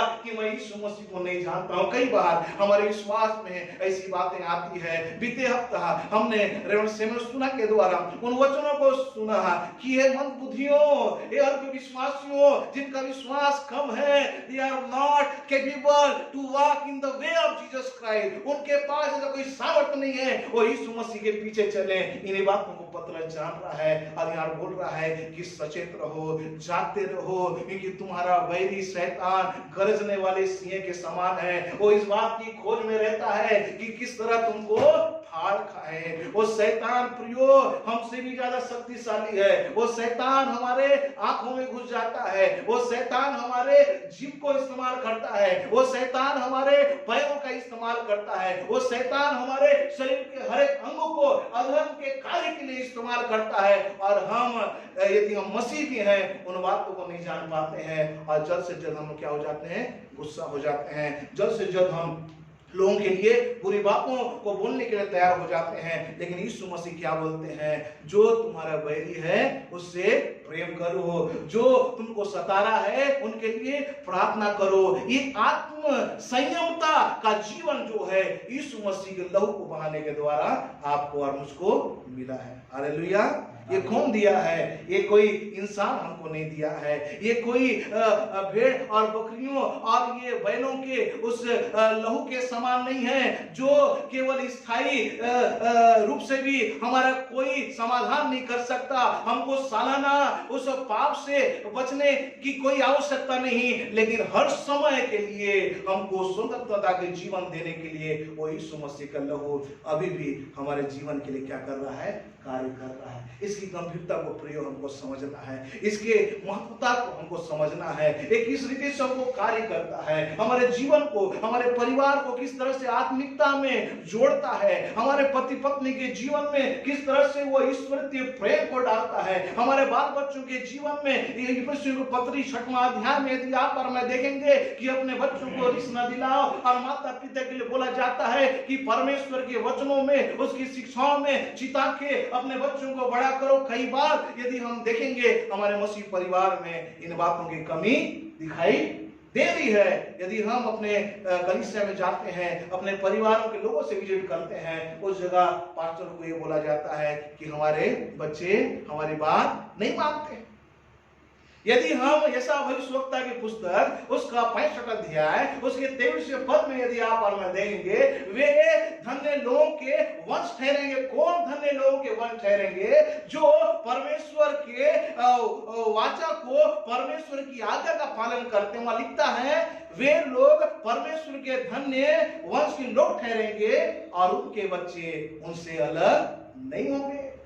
आज आत्म संयमता का जो वरदान यीशु मसीह के लहू के द्वारा आपको और मुझको मिला, वो न केवल आपको सुरक्षित करता है, न केवल आपकी कलीसिया को सुरक्षित करता है, न केवल आपके परिवार को सुरक्षित करता है, लेकिन पूरे मनुष्य समुदाय को सुरक्षित में रखने का वो पावर है जो आपको और मुझको प्रभु यीशु मसीह के द्वारा मिला है। पतरस इन बातों को जान रहा है। मैं तो कमजोर था मेरे पिता, मैं तो कमजोर था, लेकिन तो भी यीशु मसीह का सामर्थ्य मुझ में है। अब मैं खड़े हो रहा हूं और मैं खड़े होकर प्रभु का वचन बांट रहा हूं। 3-3 हजार लोग प्रभु यीशु मसीह के नियंत्रण में आ रहे हैं। वो एक आत्मिक साम्राज्य में वो अपने आप को दे दिए हैं। क्योंकि यदि आप और मैं देखेंगे याकूब की पत्री, उसमें क्या लिखा हुआ है आखिरी पद में 5वां अध्याय पहला पत्रस उसका 5वां अध्याय उसका 11वां पद पढ़ देंगे। क्या लिखा हुआ है जल्द से? पहला पत्रस 5वां अध्याय उसका 11वां पद पढ़ देंगे। उसी का साम्राज्य युगानुयुग रहे। उसी का साम्राज्य जो है युगानुयुग रहे। आमीन। जो कोई भी प्रभु परमेश्वर के घराने में जब उनको एंट्री मिलती है, यीशु मसीह का लहू का जो छाप है उनके जीवन में आ जाता है और वो आत्मिक सृष्टि में तब्दील हो जाते हैं और वो हर पर हर क्षण परमेश्वर के साम्राज्य को युगानुयुग होने के लिए, क्योंकि जब हम उसकी सृष्टि हैं तो उसकी बातों को मानेंगे। पहला यूहन्ना उसका 3रा अध्याय या 6 उसके 9वें पद में लिखते हैं, वहां लिखता है जो उसमें बना रहता है उसकी आज्ञा का पालन करता है। वो पाप नहीं करता है, लेकिन जो पाप करता है न तो उसको देखा है न तो उसको जानता है। 9वें पद में क्या लिखा हुआ है? जो कोई भी परमेश्वर से उत्पन्न हुआ है वो कभी पाप नहीं करता है। आगे बताता है क्योंकि यीशु मसीह का बीज उनमें रहता है, वो व्यक्ति कभी पाप नहीं कर सकता। बाइबल हमको इस बात का भी बातों को भी प्रकट करता है, यदि कोई व्यक्ति यीशु मसीह को जानने के बाद फिर से वही पाप रेगुलर करता है तो उसके लिए कोई पाप, उसके लिए कोई ऐसा बलिदान बचा नहीं है। There is only one sacrifice of Jesus Christ। वही एक यीशु मसीह है जिसके एक ही बलिदान के द्वारा, एक ही उनके लहू को बहाने के द्वारा, एक ही उसके शरीर को तोड़ने के द्वारा आपको और मुझको यीशु के लहू के द्वारा आत्म संयमता का जीवन मिल गया है, जिसके द्वारा हम आत्मिकता में बढ़ते चले जा रहे। पहली बात है, जब आप और मैं यीशु की ओर देखते हैं, हमारा संसार का जो भी रीति रिवाज है, संसार की जो भी बातें हैं, वो हमको लुभाते नहीं है, क्योंकि हम आत्म संयमता का जीवन व्यतीत कर रहे हैं, प्रभु परमेश्वर के नजदीक में रह रहे हैं, उसकी महिमा इबादत करते हैं। पहला पत्र पहला अध्याय उसके 13वें पद में लिखा हुआ है, इस कारण अपनी अपनी बुद्धि की कमर बांधकर और सचेत रहकर उस अनुग्रह की पूरी आशा रखो जो यीशु मसीह के प्रकट होते समय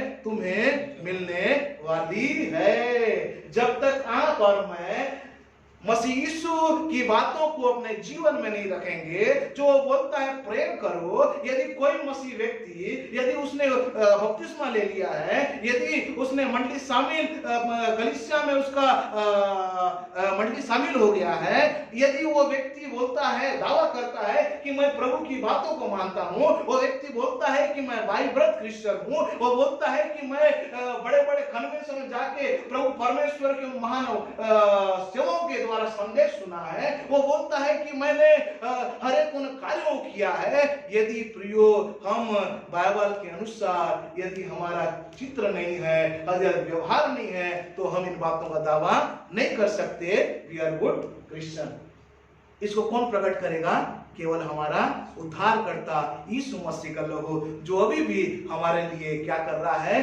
प्रेम, क्षमा, दया, अनुग्रह की बातें कर रहा है। वो पिता के दाहिने हाथ में बैठा है, वो जान रहा है पिता मैं भी तो जैतून पहाड़ी में गया था, जब उस प्रभु भोज की स्थापना मैंने किया, अपने चेलों के साथ उन बातों को मैं प्रकट किया, मेरे देह है, ये मेरा लहू है, जिनको मैंने हर एक के जीवन को बदलने के लिए दिया है, उनको मैं सिखाया कि मेरे दूसरे आगमन तक इसको मानते रहना। उन्हीं बातों को बोलने के बाद यीशु मसीह कहाँ जाते हैं? जैतून पहाड़ी पर जाते हैं और उसके पीछे कौन हो लेते हैं? उनके चेले हो लेते हैं। और चेले जब होते हैं, यीशु मसीह यदि हमें कोई पत्थर को पकड़ते हैं, ऐसा फेंकते हैं, जितना दूर जाता है उतनी दूर यीशु मसीह जाते हैं और घुटनों में आकर परमेश्वर पिता से दुआ मांगते हैं और क्या बोलते हैं?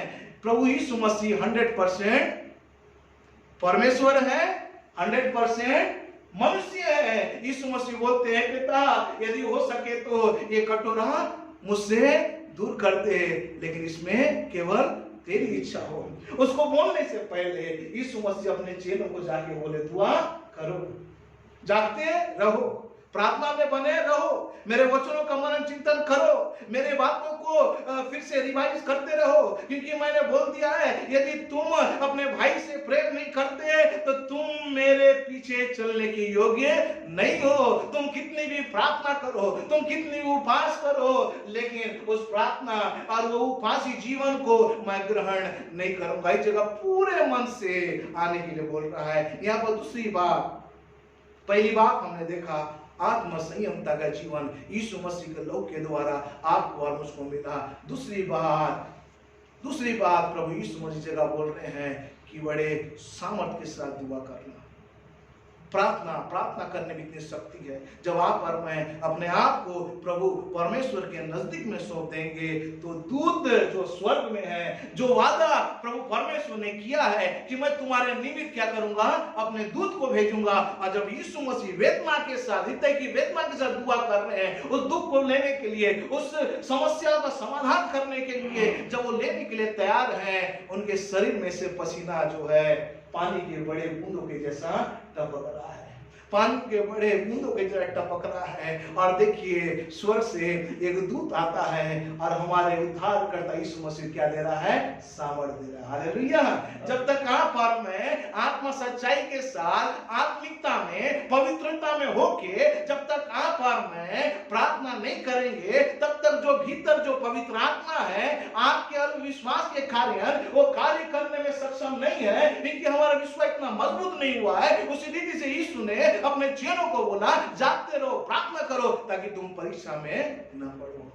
यहाँ पर देखिए एक विश्वास के साथ हमारे कमर को क्या करना है, बांधना है। उस सत्यता के साथ हमारे उस कमर को बांधना है जिसके द्वारा आप और मैं क्या होंगे, ऐसा प्रार्थना करेंगे जो प्रार्थना हमारा प्रभु यीशु मसीह का सुनकर, हमारा पिता परमेश्वर सुनकर हमको दुगने सामर्थ्य से भरेगा।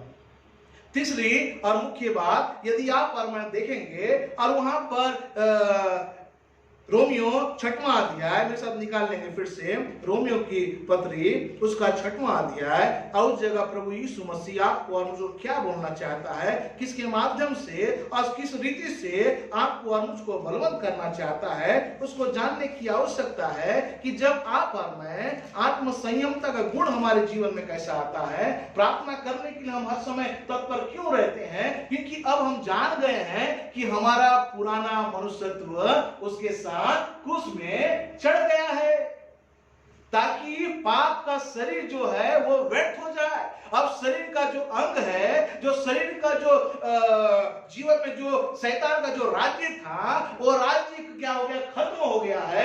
अब किसका राज्य स्थापित हो गया है, प्रभु परमेश्वर का राज्य स्थापित हो गया है। और जो अपने पापों के साथ मर जाते हैं यीशु मसीह में, उसके मृत्यु के समान हो जाते हैं। जिस तरह से वो दुख उठाता है उसके जैसे हम बन जाते हैं, और जिस तरह से मुर्दों में से जी उठा उस रीति से हम धार्मिकता के लिए जी उठते हैं, क्योंकि मरना बहुत ही जरूरी है ना। बाइबल में वही 6वां अध्याय में देखेंगे कि जो व्यक्ति मर जाता है तो आप पाप से छूट जाता है और वो एक धर्मी व्यक्ति बन जाता है। वो धर्म के कार्य करना आरंभ कर देता है, उसके खाली विवेक में उसका विवेक नया हो जाता है। और जब उसका विवेक नया हो जाता है तो परमेश्वर पिता अपने पुत्र का मन हमें स्थापित करता है, और उसके बाद आप और मैं क्या बन जाते हैं, एक आत्मिक योद्धा बन जाते हैं। आपको तीसरी बात जो है, जब आत्म संयमता का जीवन आप व्यतीत करेंगे, प्रार्थना के साथ प्रभु के चरणों में आएंगे, आत्म सच्चाई के साथ प्रभु की महिमा इबादत करेंगे, तो आपको और मुझको प्रभु यीशु मसीह क्या बनाएगा, एक योद्धा बनाएगा। वो शायद आपको प्रार्थना करने वाला बना सकता है, चाहे वो एक अच्छा भविष्यवक्ता आपको बना सकता है, चाहे वो आपको एक अच्छा लीडर बना सकता है, चाहे आपको एक अच्छा लोगों की मदद करने वाला बना सकता है। उसी के द्वारा प्रभु परमेश्वर एक योद्धा के रूप में आज आपको और मुझको इस संसार में इस्तेमाल कर रहा है। पौलुस क्या बोलता है ना, पौलुस बोलता है कि मेरे जैसा तुम क्या बनो, एक सैनिक बनो, मेरे जैसा एक सिपाही बनो। क्योंकि जो सिपाही जो है, जब यीशु प्रभु परमेश्वर के साम्राज्य में स्थापित होता है, यीशु मसीह के लोगों को बहाने के द्वारा जब प्रवेश करता है तो एक अच्छा सिपाही बन जाता है। अब उस सिपाही के पास क्या है, प्रार्थना की वचन की लाठी है। उसके पास क्या है? प्रार्थना का सामर्थ है। उसके पास अब क्या है? आत्म संयमता का पावर है। उसके बाद क्या है? यीशु मसीह का लहू है जो बार बार हम लेते हैं और यीशु मसीह के मृत्यु का प्रचार करते हैं, क्योंकि यीशु मसीह ने बोल दिया और पौलुस इन बातों को बोलता है, यदि संसार की नजर में यीशु मसीह की मृत्यु हार भी क्यों ना हो, लेकिन हमारे लिए उसकी मृत्यु क्या है? वरदान है। वो हमारे लिए जीवन। इन भेद भरी बातों को पौलुस रोमियो की पत्री में बताता है। इन बातों को बोलता है कि संसार की दृष्टि में यदि यीशु मसीह का हम हर समय मृत्यु का प्रचार कर रहे हैं, वो उसकी दृष्टि में हार भी साबित क्यों ना हो, लेकिन हमारे दृष्टि में क्या हो गया? हमारे जीवन में क्या बन गया? वरदान बन गया। एक नए जीवन की उत्पत्ति हुई। आप और मैं प्रभु परमेश्वर के राज्य में जाने के लिए तैयार हो गए। अब हमारा जो देह है वो पापी रीति से मर चुका है। अब हमारा जो स्वभाव था वो खत्म हो चुका है। हमारा जो जीवन शैली था, जो पुरानी बातें थी, वो खत्म हो गया है। अब एक स्वर्गीय बातों का संचार हमारे जीवन में हो रहा है। हमारा कदम अब क्या हो रहा है? प्रभु परमेश्वर से के लिए दौड़ रहा है। पहले क्या के लिए भागता था? क्लब में जाने के लिए भागता था। पहले कहाँ भागता था? हमको नाना प्रकार ऐसी बुरी बातों को सुनने के लिए हमारा कदम भागता था। अब एक कान जो है बुरी बातों को सुनने के लिए तैयार रहती थी, कितना ज्यादा तड़पती थी कि कोई ऐसा बात आ जाए जिसको सुन के मेरे जो शारीरिक जो जीवन है, शारीरिक जो अभिलाषा है पूरा हो। लेकिन अब जो है आपका कान प्रभु यीशु मसीह के वचन को सुनने के लिए तैयार हो गया है। अब आपका कदम जो है प्रभु परमेश्वर के मार्ग में चलने के लिए तैयार हो गया है। आपका मन जो है पूरी रीति से अब पिता के पास पहुंचा दिया गया। किसने पहुंचाया? पुत्र यीशु मसीह हमारे मन को किसके पास ले गया? पिता के पास ले गया। केवल आपके मन को नहीं, आपके संपूर्ण जीवन को पिता के पास ले गया। और उस जगह यदि हम देखेंगे पहला पत्रस 5वां अध्याय में, और वहां पर क्या लिखा गया है? वो बोलता है कि तुम इसलिए अब तुम्हारे शरीर में, नश्वर शरीर में पाप कार्य ना करे और न तुम उसके अधीनस्थ में रहो, ना तुम अपने शरीर को अधर्म के काम के लिए दो, वरन अब अपने जीवन को किसके हाथ में सौंपो? पिता के हाथ में सौंपो। अपने शरीर के हर एक अंगों को धर्म के कार्य होने के लिए उसके नजदीक में सौंपो। जब आप और मैं सौंपेंगे तो आप और मैं परमेश्वर की सामर्थ पाएंगे। जब आप और मैं दे देंगे, अपने आप को फुल्ली दे देंगे, तो आप और मैं उस मार्ग में चलेंगे जिस मार्ग में बोलता है कि मैं ही मार्ग हूँ, मैं ही सत्य हूँ और मैं ही जीवन हूँ। बिना कोई मेरे बिना स्वर्ग राज्य में प्रवेश नहीं करेगा। उसके बाद जब आप और मैं उसके एक योद्धा बन जाते हैं, उसके कार्य को पूरा करने के लिए तैयार हो जाते हैं, अब हम बलवान बन गए हैं, अब हमारा शरीर का कोई काम जो है अब वो शैतान के अधीनस्थ में नहीं है। अब किसके अधीनस्थ में हो गया? यीशु मसीह के नजदीक में हो गया। नीति वचन उसका 14 अध्याय में यदि आप और मैं पढ़ेंगे 26वें पद में, उस जगह लिखा है कि यहोवा के भय मानने से क्या होता है? दृढ़ भरोसा होता है। जब हम यहोवा का भय मानते हैं, हमारा जो भरोसा है बहुत ही दृढ़ हो जाता है, मजबूत हो जाता है, परिपक्व हो जाता है। और जब परिपक्व हो जाता है, उसके पुत्र और पुत्रियों को जो उसके लहू के द्वारा, वहां के यीशु मसीह के लहू के द्वारा जो मोल लिए गए हैं, जो खरीदे गए हैं, वो परमेश्वर के घर में ठिकाना पाएंगे। कहां पर पाएंगे? उनको शरण स्थान मिलेगा। किसका मिलेगा? हमारा उद्धार करता प्रभु यीशु मसीह के द्वारा पिता परमेश्वर के माध्यम से हमको स्थान मिलेगा जो हमसे कोई छीन नहीं पाएगा। अब शैतान के पास कोई पावर नहीं, अब शैतान के पास कोई सामर्थ्य नहीं जो आपको और मुझको हराए। अब कोई ऐसी कोई शक्ति नहीं बची जो आपको और मुझको प्रभु परमेश्वर के नजदीक जाने से रोक सके, क्योंकि हमने यीशु मसीह के साथ क्रूस में चढ़कर हमने पाप को खत्म कर दिया है। और जिस तरह से यीशु मसीह उस मुर्दा में से जी उठे, हम भी उसके साथ अब धर्म के कार्य करने के लिए जीवित हो गए हैं। यद्यपि हमारा शरीर मिट्टी का है, लेकिन इसमें स्वर्गीय सामर्थ काम कर रहा है। पौलुस क्या बोलता है? हे प्रभु, मेरे लिए तुम प्रार्थना करो। मैं अपने कलीसिया के लोगों को बोलता है कि मेरे लिए तुम प्रार्थना करो ताकि मुझको प्रबल वचन मिले। कौन सा वचन? स्वर्ग से आने वाला वचन। मुझको सामर्थ मिले ताकि मैं सुसमाचार की भेद भरी उन बातों को लोगों के सामने प्रकट करूं, क्योंकि वो जिसके लिए मैं जंजीर से जकड़ा हुआ राजदूत है। जो उसके योद्धा बन जाते हैं, जो उसके सैनिक बन जाते हैं, जो उसके घर के एक मेंबर बन जाते हैं, जो उसके साम्राज्य जो युगानुयुग हो रहा है उसके लिए हर समय तैयार रहते हैं, वे लोग कहते हैं कि हम जंजीर से जकड़े हुए प्रभु परमेश्वर के राजदूत हैं। अब चाहे कुछ भी हो जाए, लेकिन मैं प्रभु यीशु मसीह महिमा करना नहीं छोड़ूंगा। चाहे मेरे शरीर को कितनी भी घात किया जाए, लेकिन मेरा मन जो है मेरे प्रभु यहोवा के लिए तड़पेगा और उस खुदाबाद की महिमा इबादत करूंगा। इसलिए प्रियो, आपको और मुझको तैयार रहना है। हमने चार बातें सीखा। पहली बात क्या था? आत्म संयमता का जीवन जब हम जीते हैं तो यीशु मसीह का जो बहाया हुआ लहू है वो हमारे जीवन में क्या होता है? सिद्ध होता है ना? किस लिए सिद्ध होता है? क्योंकि हमने संपूर्ण रीति से अपने आप को किसके अधीनत्व में सौंप दिया? प्रभु के अधीनत्व में सौंप दिया, प्रभु के हाथ में सौंप दिया। और हम किसके साथ हम चल रहे हैं? यीशु मसीह के साथ चल रहे हैं। यूहन्ना में यदि देखेंगे, तू मुझ में मैं तुझ में बना रहूं, एक डाली के समान फलता रहूं, तेरा वचन तेरा प्यार मुझ में रहे, सच्चा चेला बन के मैं पीछे चलूं। कैसा है? जब आप और मैं उसके लहू में धुल जाते हैं, उसका लहू हमारे जीवन में काम करता है। इसीलिए हमको सिखाया गया है कि उसके मृत्यु का प्रचार हमको करना है। चाहे संसार की दृष्टि में वो हार भी क्यों ना हो, लेकिन वो उसकी जो मृत्यु है हमारे लिए वरदान है। हम उस वरदान से भर गए, हम सामर्थ में भर गए और हम प्रभु परमेश्वर के धर्म और राज्य क्या बन गए? खोजी बन गए। इसके द्वारा प्रभु की महिमा होती है। दूसरी बात हमने क्या सीखा प्रियो? जब आप और मैं प्रार्थना करते हैं तो हमको कैसा प्रार्थना करना है? आत्मा सच्चाई से प्रार्थना करना है, आत्मा में होके प्रार्थना करना है, जिस रीति से यीशु मसीह करता था और जिस रीति से यीशु मसीह अपने चेलों को सिखाता था कि हर समय जागते रहो, प्रार्थना करो ताकि तुम परीक्षा में न पड़ो। यहाँ पर मैं आप लोगों से एक प्रश्न पूछना चाहता हूँ। 24 घंटे में हम कितना देर प्रार्थना में बिताते हैं? यदि याकूब की पत्री में यदि हम देखेंगे, वहां पर लिखता है कि प्रार्थना जो है बहुत ही बड़ी सेवकाई है और प्रार्थना के द्वारा असंभव काम संभव बदल जाता है। क्या कहता है कि प्रेयर कैन चेंज एवरीथिंग। प्रार्थना जब करते थे तो वातावरण भी क्या हो जाता था?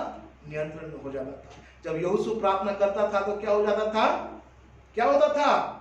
सूरज जो है वहीं पर लटक जाता था और बोलता था, प्रभु जब तक मैं इन दुश्मन को खत्म न कर दूं तब तक ये चलता रहे। प्रार्थना में इतनी शक्ति है, प्रार्थना में इतनी सामर्थ है, इसलिए यीशु मसीह बोलते हैं कि जागते रहो। इसका मतलब क्या है? कि हर समय हर वक्त हमको प्रार्थना करना। कई बार कोई लोग बोलते हैं कि जब तक मुझको अगुवाई नहीं हो प्रार्थना ना हो, प्रार्थना नहीं करूंगा। पर ये गलत है, क्योंकि यीशु मसीह बोलते हैं कि हर समय प्रार्थना करना है। हमारे लिए एक जगह हमको निर्धारित करना है, एक ऐसा रूम को हमको बनाना है जिसमें हर दिन हम प्रभु परमेश्वर नजदीक में जाए। क्योंकि प्रार्थना जो है प्रभु के साथ संबंध बनाने में, उसके निकटता में आने के लिए, उसके साथ रह के जीवन व्यतीत करने के लिए हमको प्रार्थना क्या देता है? एक शक्ति देता है, एक सामर्थ्य देता है। उसी प्रार्थना को तो करने के लिए जब यीशु मसीह क्रूस में चढ़ा तो क्या हुआ? मंदिर का पर्दा किससे कांटेक्ट करने के लिए? किससे कांटेक्ट करने के लिए? प्रभु परमेश्वर से कांटेक्ट करने के लिए वो मंदिर का पर्दा क्या हो गया? उठ गया। जो बीच में जो दीवार था उसको यीशु मसीह ने क्या कर दिया? तोड़ डाला, ताकि हम उस परवरदिगार, उस सेनाओं के यहोवा से जो अनादिकाल से लेकर अनंत काल तक शाश्वत ईश्वर है, जो अपने शब्दों के द्वारा पूरी सृष्टि को रच दिया, उससे हम बातचीत करते हैं। उसके सामने अपने आप, अपने कमजोरियों को भी प्रकट करते हैं। प्रभु इस जगह मैं कमजोर हूँ, इस जगह मैं दुआ नहीं कर पा रहा हूँ, पिता इस जगह मेरी मदद कर। और वो तुरंत जो पवित्र आत्मा इस संसार के लिए भेजा गया है, वो पवित्र आत्मा आपके जीवन में आएगा और खुद आए भर भर के हमारे लिए निवेदन प्रार्थना करेगा, हमको सिखाएगा कि हमको कैसा प्रार्थना करना है। प्रियो, आज आपको और मुझको प्रार्थना में और भी ज्यादा बढ़ते चले जाना है। और जब हम प्रार्थना करते हैं तो हम क्या बन जाते हैं? एक अच्छे उसके सैनिक बन जाते हैं, एक अच्छे प्रार्थना योद्धा में तब्दील हो जाते हैं, एक अच्छे प्रचारक के रूप में तब्दील हो जाते हैं, एक अच्छे कलीसिया के मेंबर के रूप में तब्दील हो जाते हैं, एक अच्छे फॉलोअर के रूप में तब्दील हो जाते हैं, एक अच्छे मेल मिलाप करने वाले चरित्र से हम भर जाते हैं, एक अच्छे प्रभु परमेश्वर के सामर्थ्य से भरे हुए उस गुण के द्वारा हम भर जाते हैं। जब हम रास्ते में होके चले तो लोग कहेंगे कि ये देखो ये परमेश्वर के लोग हैं। कौन सा वचन पूरा हो रहा है? वो वचन पूरा हो रहा है यूहन्ना पहला अध्याय में लिखा गया है, तुम्हारे भले और अच्छे कार्यों को देखकर लोग जो हैं परमेश्वर पिता जिसने स्वर्ग को अपना सिंहासन बनाया है, उस परमेश्वर पिता की वो क्या करेंगे? महिमा इबादत करेंगे। कब करेंगे? जब आप और मैं उसके एक अच्छे सैनिक बन जाएंगे, उसके चरणों में रह के जीवन बिताएंगे। और प्रियो, जब हम ऐसा करते हैं तो हमारा विश्वास और भी ज्यादा मजबूत होता है और हम जान गए हैं कि अब हम किसके लिए जीते हैं। अब हम प्रभु परमेश्वर के लिए जीते हैं। हम किसके लहू से धुल गए हैं? हमारे उद्धारकर्ता प्रभु यीशु मसीह के लहू से धुल गए हैं। अब हमारा जो मकसद है, अब हमारा उद्देश्य है कि हम उसकी महिमा का कारण बनते चले जाएं। प्रियो, आज के वचन के द्वारा प्रभु परमेश्वर आप सबको बहुत ऐसे आशीष दे और अपने जीवनों में प्रभु परमेश्वर के नजदीक में आते हुए प्रभु परमेश्वर बोली है, प्रभु इस लॉकडाउन के समय में मुझको इतना ज़्यादा मजबूत कर कि मैं जानूं कि जो मैं प्रार्थना कर रहा हूं, मेरा पिता मेरी प्रार्थना को सुन रहा है। इस लॉकडाउन के दौरान, इस महामारी के समय में प्रभु मैं जान सकूं कि तू ने मुझको अपने पंखों की आड़ में ले लिया है। कोई भी बीमारी, कोई भी तकलीफ, कोई भी समस्या प्रभु मुझको कमजोर नहीं कर सकती। इस गंभीर परिस्थिति में आइए आप और मैं उस प्रभु यीशु मसीह को की ओर देखें। जब आप और मैं उसको देखेंगे तो हम असंभव काम को संभव में बदल सकते हैं, क्योंकि यीशु ने साफ साफ कह दिया कि तुम मुझसे बड़े बड़े काम करोगे, तुम मुझसे बड़े बड़े काम करोगे। यीशु मसीह पानी में चले तो आप पर में भी चल सकते हैं। यीशु मसीह ने पेड़ को बोल दिया सूख जा, तो पेड़ सूख जाएगा। आप भी और मैं कर सकते हैं। यीशु मसीह जब लोगों के नजदीक में जाते, जब भीड़ आती थी, उसको छूने के लिए लोग तड़पते थे, उसके ऊपर गिरते थे, उसी इतने सामर्थ्य से आपको भरेगा। शायद आने वाले दिनों में लोग आपके पास आने के लिए तड़पेंगे ताकि मैं छू लूं तो मैं चंगाई को प्राप्त करूंगा। और उसके जीवन में देखते हैं, उसके वस्त्र को छूते थे तो क्या हो जाते थे? लोग चंगाई को प्राप्त करते थे। कौन लोग हैं? वो प्रभु यीशु मसीह के योद्धा लोग हैं, वो प्रभु यीशु मसीह के चुने हुए लोग हैं, वो सामर्थ्य से भरे हुए लोग हैं, वो मेमना जो पवित्र मेमना है उसके लहू से धुले हुए लोग हैं। अब वो संसार के नहीं हैं, अब वो संसार की बातों को नहीं देख रहे हैं, लेकिन अब जो है वो केवल प्रभु यीशु मसीह को देख रहे हैं। और उनका डेस्टिनी क्या है कि हमको उद्धार पाने के लिए जो कुछ भी करना पड़े, हम अपने प्राणों की आहुति दे दें, लेकिन हमारा प्रभु यीशु मसीह हमारे लिए अनंत जीवन तैयार करके रखा है। प्रभु इन वचन के द्वारा हम सबको बहुत ऐसे आशीष दे। आमीन। आज के पवित्र संदेश के लिए हम परमेश्वर पिता को धन्यवाद देते हैं। परमेश्वर पिता से प्रार्थना है कि परमेश्वर पिता वचन की सेवकाई के लिए रेवरेंड लॉरेंस दास को बहुत ऐसे आशीष दें और हम उन बातों को स्मरण रखते हुए जो हमसे आज कही गई हैं कि कैसे प्रभु अपने अनुग्रह से हमें आत्म संयम का जीवन देते हैं, प्रार्थना की सामर्थ प्रदान करते हैं और अपने पवित्र रास्ते पर चलने के लिए अगुवाई करते हैं, वो बातें हमारे जीवन में बनी रहें। सो प्रभु आज के संदेश के दौरान हम सबों को आशीष दें। आइए इस समय हम अपने स्थानों पर खड़े हो जाएंगे और गीत गाएंगे। गीत की संख्या 327 और इसी समय हम अपनी भेंट परमेश्वर पिता को अर्पित करेंगे। मेरा विश्वास है कि हम सब जब रविवार की आराधना में शामिल होते हैं तो अवश्य ही परिवारों में भेंट उठाई जाती है। और कई लोगों ने हमसे ये पूछा है कि पास्टर साहब हम उन भेंटों का क्या करें या किस प्रकार से उसका उपयोग होना चाहिए। तो इस संबंध में हम ये कहना चाहते हैं कि आप उन भेंटों को अपने घर में एक लिफाफे में बंद करके रखें। डेट आप डाल सकते हैं और जब महीना खत्म हो जाता है तो आप किसी भी माध्यम से उसे हमारी कलीसिया के ट्रेजर तक पहुंचा सकते हैं। परमेश्वर का वचन, ये मैं इसलिए नहीं बोल रहा हूँ कि नहीं मैं बाध्य करूँ किसी को कि नहीं देना है, लेकिन इसलिए क्योंकि जो भेंट हम परमेश्वर पिता को अर्पित करते हैं वो हमारे पास नहीं रहना चाहिए। वो भेंट हम जिसको देते हैं उनके पास किसी भी रीति से पहुंचना। इसमें बड़ा स्पष्ट निर्देश है। हम इसलिए नहीं कि हमको मिले हम कह रहे हैं, लेकिन इसलिए कि इसको अपने पास रखने के द्वारा हम किसी भी प्रकार से परमेश्वर की आशीषों से वंचित ना हो जाएं। परमेश्वर पिता को आशीष देना चाहते हैं, हम देते हैं, परमेश्वर पिता को दुगनी आशीष प्रदान करते हैं। सो सावधानी पूर्वक हम इस भेंट को हमारे ट्रेजर के पास दे सकते हैं। हमारे लोकल प्रीचर्स आपकी सहायता कर सकते हैं, आपके पारा लीडर्स आपकी सहायता कर सकते हैं। कैलेंडर्स में आप नाम देख सकते हैं हमारे दोनों स्टूअर्ड्स का, आप उनको कॉल करके इन्फॉर्म कर सकते हैं और उसकी रसीद भी आप अवश्य ही प्राप्त कर सकते हैं। सो इस समय हम गीत गाएंगे 327। इस समय भेंट अर्पित करेंगे अपनी अपनी, और भेंट के पश्चात मैं निवेदन करूंगा कि जो परिवार का मुखिया है वो उस भेंट के पात्र को अपने हाथ में उठाएंगे और उसके बाद हम यहाँ से प्राप्त करेंगे। यीशु के पीछे कौन होएगा, अपनी सलीब कौन उठावेगा, कौन तैयार है अभी पुकार है, कौन तारा स्वामी पावेगा, कौन है तैयार अभी तैयार, यीशु के पीछे कौन होगा, यीशु के पीछे कौन होगा, अभी कौन तैयार, यीशु के पीछे कौन होगा, कौन उसके साथ हो जाएगा, पूरी नजात है उसकी जय जय, कौन उसके सना गावेगा, कौन है तैयार अभी तैयार, यीशु के पीछे कौन होएगा, यीशु के पीछे कौन होएगा,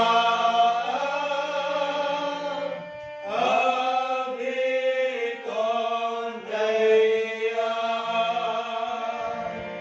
यीशु के पीछे कौन होएगा, तकलीफ और दर्द में रास्ता हो, गुनाह को छोड़ के बंधुओं के तोड़ के, कौन आपको देता यीशु को, कौन है तैयार अभी तैयार, यीशु के पीछे कौन होएगा, यीशु के पीछे कौन होएगा, अभी कौन तैयार, यीशु के पीछे कौन होएगा,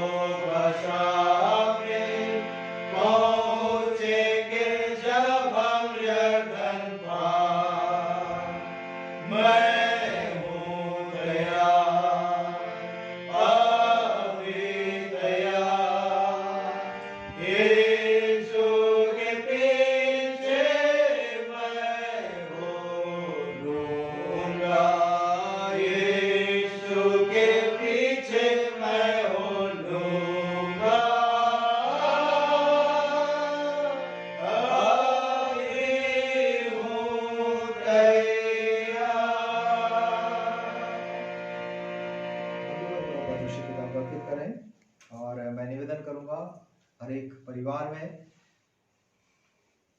परिवार का मुखिया इस भेंट के पात्र को अपने हाथों में उठाएंगे और हम यहाँ से प्रेयर करेंगे। आइए हम प्रार्थना करें। पवित्र पवित्र पवित्र सर्वशक्तिमान सेनाओं के यहोवा हमारे जीवते परमेश्वर पिता, हम आपको धन्यवाद देते हैं क्योंकि आपने हमको यह मौका दिया कि हम आपको धन्यवाद रूपी बलिदान अर्पित करें। आपका वचन कहता कि जो यहोवा को धन्यवाद का बलिदान अर्पित करता है वह उसकी महिमा करता है। परमेश्वर पिता, और जो अपना चरित्र अच्छा रखता है उसको आप अपने किए हुए उद्धार का दर्शन देते हैं। आपकी आशीषों को गिन पाना हमारे लिए मुश्किल है, आपके उपकारों का हिसाब रखना हमारे लिए मुश्किल है, उनके संख्याओं का जोड़ बेहद ज्यादा है। तो भी परमेश्वर पिता उन तमाम बातों को स्मरण करते हुए कि किस प्रकार से आपने हमको सुरक्षित रखा है, किस प्रकार से आपने हमारी आवश्यकताओं को, जरूरतों को पूरा किया है, किस प्रकार से आपने हमको शैतान के फंदों से बचाया है, किस प्रकार से परमेश्वर पिता हमारे उद्धारकर्ता प्रभु यीशु मसीह के पवित्र बलिदान को स्मरण करने के लिए आज अपने पवित्र वचन से बातचीत किया है। हम आपको महिमा देते हुए इस भेंट को आपके चरणों पर रखते हैं। परमेश्वर पिता, प्रत्येक देने वालों से आप प्रेम रखते हैं, प्रत्येक देने वालों को आप अपनी आशीष देते हैं। प्रत्येक के घर पर, उनके परिवार पर, उनके कामकाज पर परमेश्वर पिता आप अपनी स्वर्गीय आशीष प्रदान करें। हमारी प्रार्थना और विनती है ईश्वर पिता, जो संदेश आपने हमको दिया आत्म संयमता का जीवन व्यतीत करने के लिए, निरंतर आपसे प्रार्थना और विनती करते रहने के लिए और आपके स्वर्गीय आशीषों को दूसरों के साथ बांटने के लिए आपका पवित्र आत्मा हमारी सहायता करे, हमारी अगुवाई करे। प्रत्येक देने वाले को, प्रत्येक परिवार को हम आपके हाथों में सौंपते हैं और विनती करते हैं कि इस भेंट के द्वारा परमेश्वर पिता आपके राज्य का प्रचार और प्रसार और ज्यादा किया जा सके, इसके लिए आप वर प्रदान करें। इस भेंट के साथ हम अपने जीवन को आपके चरणों पर रखते हैं। हमारा जीवन आपके सामर्थ्य हाथ में है। परमेश्वर पिता, इस भेंट के साथ हमारे जीवन को भी ग्रहण करें और इस जीवन के द्वारा हमेशा आपको महिमा मिलने वाली हो। धन्यवाद कि आपने प्रार्थना सुनी, आशीष दी। विनती उद्धार करता, मुक्तिदाता, जीवित प्रभु यीशु मसीह के नाम से मांगते हैं, आमीन। अब हमारे प्रभु यीशु मसीह का अनुग्रह, परमेश्वर पिता का प्रेम, पवित्र आत्मा की संगति, सहभागिता हमें से हर एक के साथ अब से लेकर सदा तक बनी रहे। आमीन।